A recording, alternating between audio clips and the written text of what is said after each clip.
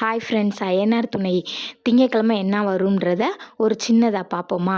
என்ன வரும்னா, அவங்க போட்ட புறமோ போடலை, நானாக என்ன நடக்க போகுது அப்படின்றத சொல்கிறேன். வாங்க பார்க்கலாம்.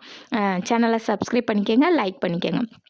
இப்போ பாண்டி வானதியை பெங்களூர் கூப்பிட்டு போயிருக்காருல, 7 மணிக்கு மேலே தான் அவங்களுக்கு டூல்ஸே தருவேன்னு சொல்லியிருக்காங்க. அதனால என்ன ஆகும்னு பார்த்தீங்கன்னா, அங்கேருந்து இங்கே வரவே லேட் ஆயிரும். வானதி வீட்டில் தேட ஆரம்பிச்சிருவாங்க.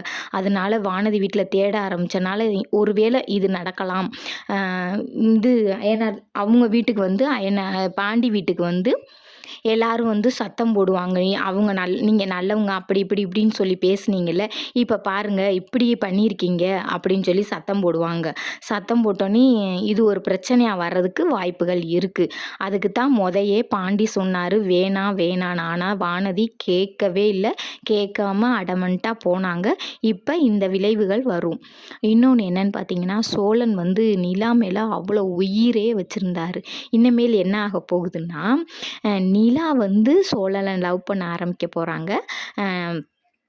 சோழன் ஒருவேளை நிலா அவங்க மேனேஜரை லவ் பண்ணுறாங்களோ, அவங்க நம்மளை லவ் பண்ணலையோ அப்படின்னு சொல்லிட்டு இவர் கேப் விட போகிறாரு. அதனால நிலா நெருங்க சோழன் விலகுற மாதிரி இனி காட்டுவாங்க.